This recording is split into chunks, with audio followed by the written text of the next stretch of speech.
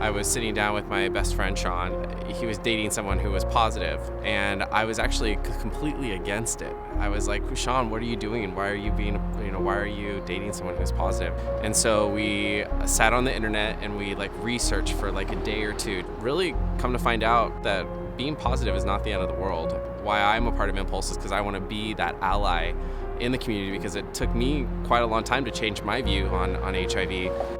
Meeting the first person who I ever met who was HIV positive. I was living in San Francisco at the time, and he was telling me about this bike ride he was doing across the state of California where he was raising money for AIDS services and HIV. And I was inspired, and I wanted to take action. Really, when I was in my early 20s, took a boy home, didn't use a condom, and we obviously hooked up.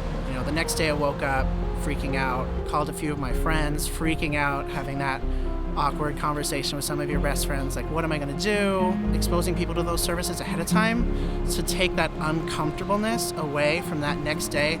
So my scare involved having protected sex with someone who was HIV positive, and the person told me that he was undetectable, and I didn't know what that meant. I automatically assumed that I was infected, and then I went to go get tested, and I wasn't.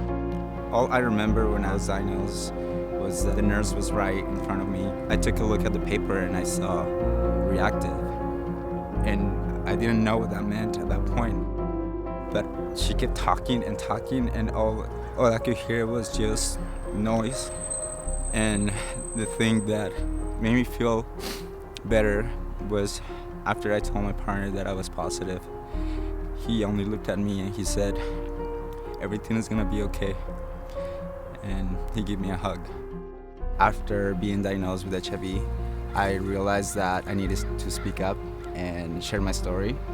By doing that, I feel like I will be able to empower the community to make the right and safe choices. Unfortunately, in San Diego, HIV still is a taboo. Why San Diego? I think our community is very secular. We kind of divided.